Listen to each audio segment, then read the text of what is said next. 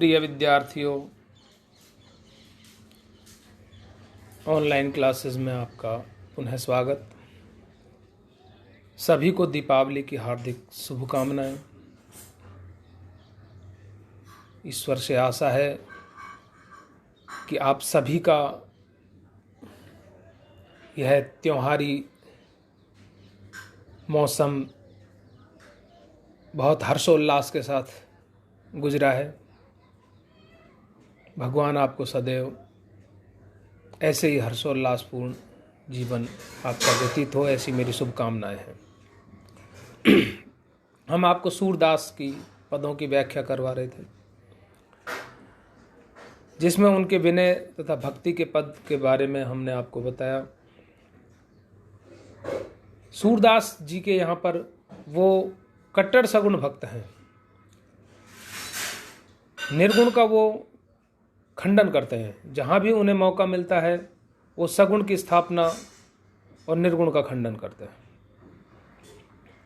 खंडन मंडन की प्रवृत्ति रही है सूरदास जी की सगुण निर्गुण के बारे में। एक ऐसा ही उनका एक पद है सगुणोपासना का। वो कहते हैं कि अविगत गति कछु कहते न आवे। क्योंकि निर्गुण वाले कहते हैं कि वो अविगत है, निराकार है, अजन्मा है, अलौकिक है।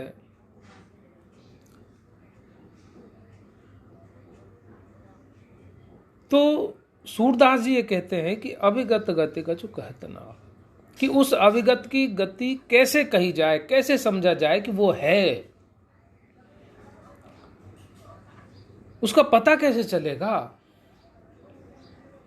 गूंगे व्यक्ति को कोई मीठा फल खिला दो तो वो बताएगा कैसे कि इसमें मिठास है, कि आनंद आ रहा है। उसको बताना तो पड़ेगा। तो जो है वो दिखाई दे, महसूस हो, उसके गुण रूप रंग का कुछ पता चले, उसके अस्तित्व का भान तो होना चाहिए। जिसके अस्तित्व का भान नहीं, उसको हम कैसे मान लें कि वो हमारी सारी विपदाएं हरता है, वो हमारा ब्रह्म है, वो हमारा इष्ट है। जो गूंगे मीठे फल को रस अंतर्गत ही भावे। वो व्यक्त नहीं कर सकता जब तक दूसरे को उसका स्वाद नहीं बताएगा। गूंगा व्यक्ति फल का कैसा है तो दूसरा क्यों चखेगा। कोई भक्त को जब अनुभव होगा कि ईश्वर है, तभी वह किसी और को भक्ति की ओर प्रेरित करेगा। उसको अंदर ही अंदर मालूम चल गया वो घट घट वासी है, वो आनंद ले रहा है, परंतु दूसरे को वह नहीं बता रहा, तो उसका प्रसार कैसे होगा। परम स्वाद सब ही सुनिरंतर अमित तोष उपजावे। मन वाणी को अगम अगोचर सो जाने सो पावे। जो मन और वाणी से अगम है, अगोचर है, जिसे देखा नहीं जा सकता, जिस तक पहुंचा नहीं जा सकता, जिसके बारे में सोचा तक नहीं जा सकता ढंग से, उसको भाई जो जानेगा वही पाएगा। अर्थात साधारण के लिए तो वो है ही नहीं। साधारण के लिए तो सगुण है। कह दिया भाई भगवान है, आप उनका जाप करो, ये मंदिर है, ये मूर्ति है, ऐसे भगवान है, तो वो एक अवलंब हो जाता है कि भाई ऐसे हैं, मैं इनको प्यार करूं। वो है श्री कृष्ण है जो ब्रज में है, नंद के दुलारे हैं, उनको राम हैं, दशरथ के पुत्र हैं, प्रभु के अवतार हैं, और वो जनमानस का कल्याण करने हेतु इस धरती पर अवतरित हुए हैं। तो उनकी आराधना मैं कर सकता हूं क्योंकि मुझे पता है। लेकिन जो मन और वाणी से अगम है, अगोचर है, उसको तो जो जानेगा वही पाएगा, और उसके जानने के लिए हर किसी के बस का नहीं। रूप रेख गुण जात जुगत बिन निरालंब मन चक्रित धावे। चक्री हो जाएगा मन, कोई अवलंब तो है ही नहीं। जिसका ना कोई रूप है, ना रेखा है, ना जाति है जिसकी, ना किसी युक्ति से उसे पाया जाए ये भी पता नहीं है। सब विधि अगम विचारें ताते सूर सगुन पद गावे। इस प्रकार से सूरदास जी कहते हैं कि मैंने सब तरीके से उसको अगम जान लिया, विचार कर देख लिया कि वहां तक पहुंचना कठिन है जनसाधारण के लिए। इसलिए सूरदास जी कहते हैं कि भैया मैं तो सगुण पद गाता हूं और सगुण उपासक हूं। मैं सगुण भक्ति धारा में विश्वास रखता हूँ। ये उनके सगुण उपासक है। एक वो विनती करते हैं भगवान से कि हे प्रभु, मैं इस संसार में जहाँ फंसा हुआ हूँ वहाँ चारों तरफ से शत्रुओं से घिरा हुआ हूँ। सबसे ज़्यादा बड़ी शत्रु तो ये 10 इंद्रियां हैं जो मुझे विषयों की ओर खींचती है। तो इन्हें मेरा मित्र बनाइए, ये शत्रु ने बनकर के मेरी मित्र बने कि मुझे ईश्वर की आराधना की ओर, शुभ कर्म की ओर प्रेरित करें। ये सारा संसार जैसे मुझे अभी मार ही देगा, मैं उस स्थिति में खड़ा हुआ हूँ और तेरे अलावा कोई रखवाड़ा नहीं है, कोई मुझे बचा नहीं सकता। इसलिए हे प्रभु, अब के राख लेहु भगवान, हे भगवान अब की बार मेरी रक्षा कर लीजिए। हो अनाथ बैठो द्रुम डरिया, मैं अनाथ हूं, मेरे तो आपके अलावा कोई नहीं है और मैं उस पेड़ की डाली पर बैठा हुआ हूं और नीचे एक शिकारी बाण लेकर के मुझे मारने के लिए तैयार खड़ा हुआ है। उसने खींच रखा है धनुष पर बाण और वो बस अभी छोड़ देगा और मुझे मार देगा। उसके डर से मैं भगना चाहता हूं, भागना चाहता हूं, परंतु ऊपर ढुक्यो सचान और मेरे ऊपर ही एक बाज मंडरा रहा है। वह आत्मा को पक्षी के रूप में बता रहे हैं कि मैं एक पक्षी हूं, जो अर्थात मेरी आत्मा यहाँ संसार में इस पेड़ की डाली पर बैठ रही है। विषयों का जो है सांसारिक वो बाण मेरे चल रहा है जिससे मैं घायल हो रहा हूँ। मैं उससे भागना चाहता हूँ, लेकिन ऊपर ढुक्यो सचान, ऊपर और विषय वासनाओं का आवरण है, तो वो उसके डर से वहाँ भी नहीं जा सकता, वो मार देगा उस पक्षी को। बाज ऊपर मंडरा रहा है। दो भांत दुख भयो आनिए, अब दोनों तरीके से दुख हो गया कि नीचे जाऊं तो वह शिकारी मारेगा और ऊपर जाऊं तो बाज मुझे डस लेगा। अब कौन उबारे प्राण, तो मेरे प्राणों की रक्षा कौन करेगा प्रभु तेरे अलावा। तो सूरदास जी कहते हैं कि सुमृत ही यही डसो, ऐसा स्मरण करने के तुरंत बाद ही, जैसे ही पक्षी ने स्मरण किया कि बाज भी मुझे मारेगा और शिकारी भी, तो सुमृत ही अहि डसो पारधी, एक सर्प निकला और उसने उस शिकारी के पैर में डस लिया, शिकारी के पैर को डस लिया। जैसे ही उस शिकारी को सर्प ने डसा तो वह घायल हो गया, व्याकुल हो गया, उसको चक्कर आने लगे, तो हाथ पैर हिले तो वह बाण भी धनुष का ऊपर उठ गया, वो हिल गया और उससे वो बाण छूट गया धनुष से। और छूटने पर क्या हुआ कि सूरदास जी कहते हैं कि वो बाण जो मेरे लिए तैयार किया हुआ था वो इस पक्षी के जा लगा और वह पक्षी भी मर गया। सूरदास सर लग्यो सचाने, जय जय कृपा निधान, हे कृपा निधान तेरी जय हो, तेरी जय हो, तूने मेरी रक्षा कर ली। अर्थात ये सांसारिक विषय वासनाओं से जो तृष्णा, ईर्ष्या, ममत्व, परत्व, राग, द्वेष, अपना पराया, जिसमें मोह माया में ग्रस्त व्यक्ति चारों तरफ से शिकारियों और बाध से घिरा हुआ है, तो हे प्रभु तेरे अलावा मेरी रक्षा कोई नहीं कर सकता। और प्रभु ने, सूरदास जी कहते हैं अंत में कि मेरी रक्षा कर ली। अब मुझे किसी प्रकार की सांसारिक बाधा या सांसारिक माया मोह विषय वासना ग्रसित नहीं कर सकती। अब मेरे ऊपर परमपिता परमात्मा की कृपा हो गई है। ये एक पद उनका और है जिसमें वो हरि विमुखों का संग त्यागने की बात करते हैं। जिस प्रकार से तुलसीदास जी ने कही ना कि जाके प्रिय न राम वैदेही, तजिए ताहि कोटि बैरी सम यद्यपि परम शनि। तो इसी प्रकार से सूरदास जी भी मन को समझाते हैं कि तजोरे मन हरि विमुखन को संग, कि हरे मन छाड़ मन हरि विमुखन को संग, कि जो प्रभु के हरि के विमुख हैं, जो हरि निंदा करते हैं, जो नास्तिक हैं, उनका संग त्याग दे अभी।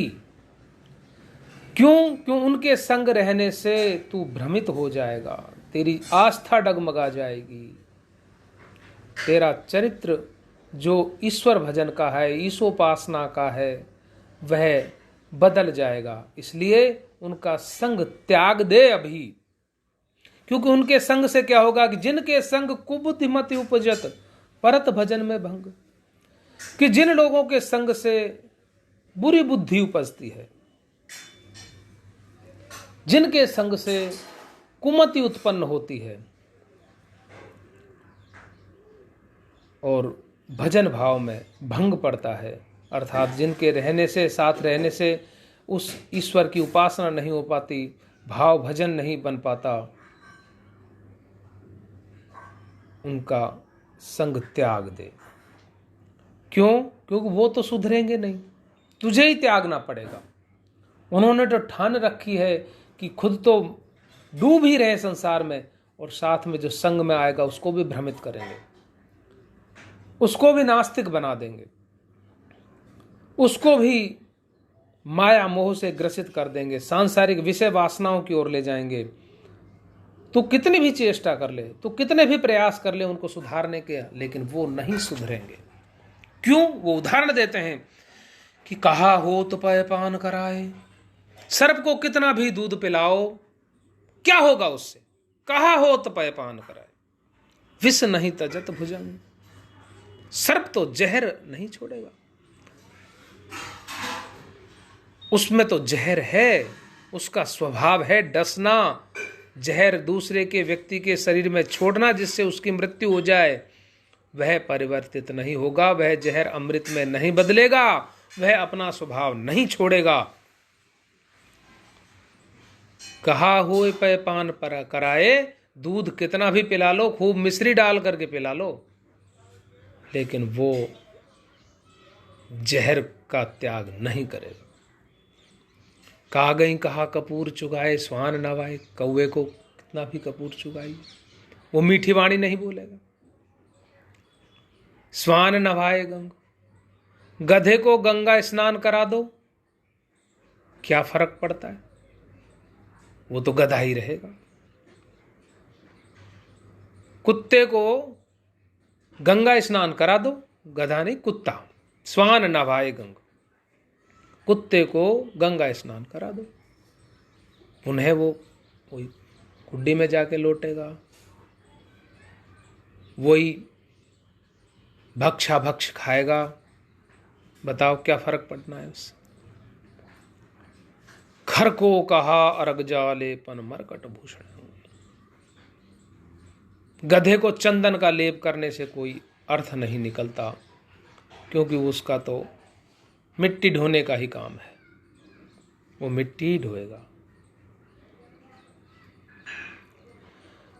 बंदर को आभूषणों के वस्त्र पहना दो, उसके अंगों में आभूषण सजा दो, तो वह उन आभूषणों को तोड़ तोड़ करके फेंक देगा, उसका उनके लिए कोई अर्थ नहीं है आभूषणों का। गज को कहा सरितन भाई, नदी में स्नान कराओ हाथी को, लेकिन वो सूंड से पुनः बार बार वो मिट्टी ही अपने सर पर धारण करेगा, उसको नदी में नहलाने से कोई फर्क नहीं पड़ता। देखो कितने उदाहरण देते हैं वो, सर्प का, कौवे का, श्वान का, गधे का, बंदर का, हाथी का, कि इनको ये काम करने से कोई फर्क नहीं पड़ता, वो अपनी स्वाभाविकता नहीं छोड़ेंगे, उनका जो स्वभाव है, जो जैसे रहना है वो वैसे ही रहेंगे। कितना भी समझा लो इन लोगों को, वो नहीं सुधरेंगे। कहने का अर्थ ये है, जो सांसारिक विषय वासनाओं से ग्रस्त हैं, जिनका चाल चलन गलत है, वो नहीं सुधर सकते। एक देसी दोहा कहूँगा मैं उसको, जो अक्सर गांव में मेरे बुजुर्गों से सुनता था, कि हरदी जड़दी ना तजे खटरस तजे न आम, और शीलवंत गुण ना तजे गुणकू तजे गुलाम। जिसका जो स्वभाव है वो नहीं छोड़ देगा, शीलवंत जो होगा वो तो अच्छे गुण ग्रहण करेगा, और जो गुलाम होगा वो गलत गुण को ग्रहण करेगा। पाहन पतित बाण नहीं भेदत रीतो करत निशो। तरकस को खाली कर दो आप बाण चलाते चलाते, लेकिन पत्थर की शिला को वो कैसे भेदेगा? वो तो पत्थर की शिलाएं हैं वो लोग, तो कितने ही उपदेश दो धर्म के आप, सदाचार के, भलाई के, परोपकार के, प्रेम के, उनको कोई फर्क नहीं पड़ेगा। वो पत्थर हृदय हो चुका है उनका, उसके ऊपर प्रेम के बाणों का कोई असर नहीं होगा। सूरदास जी कहते हैं कि दुष्ट व्यक्ति तो ऐसे है जैसे काली कामली जिसके ऊपर दूसरा रंग ही नहीं चढ़ता। सूरदास खलकारी कामरी चढ़त न दूजो रंग, उनके ऊपर दूसरा रंग नहीं चढ़ेगा। इसलिए तू ही तेरे ऊपर रंग चढ़ा, तेरी चादर कोई सफेद रख, तू ही उनसे अलग हो जा। छाड़ी मन हरि विमुखन को संग।